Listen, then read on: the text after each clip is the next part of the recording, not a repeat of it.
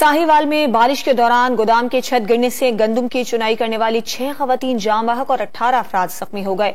अस्पताल जराये के मुताबिक 6 जख्मियों की हालत तशवीशनाक है।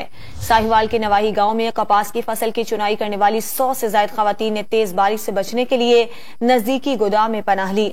आंधी और तेज बारिश के बायस गोदाम की छत गिर गई। मलबे तले दबकर 4 खवातीन मौके पर जाम बहक हो गईं। रेस्क्यू टीमों ने खवातीन समेत 18 जख्मियों को मलबे से निकालकर DHQ अस्पताल मुंतकिल किया, जहां मजीद 2 खवातीन दम तोड़ गईं। साहिवाल में बारिश के दौरान गोदाम की छत गिरने से गंदम की चुनाई करने वाली 6 खवातीन जाम बहक और 18 अफराद जख्मी हो गए। अस्पताल जराये के मुताबिक 6 जख्मियों की हालत तशवीशनाक है।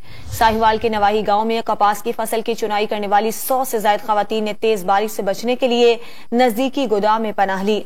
आंधी और तेज बारिश के बायस गोदाम की छत गिर गई। मलबे तले दबकर 4 खवातीन मौके पर जाम बहक हो गईं। रेस्क्यू टीमों ने खवातीन समेत 18 जख्मियों को मलबे से निकालकर DHQ अस्पताल मुंतकिल किया, जहां मजीद 2 खवातीन दम तोड़ गईं।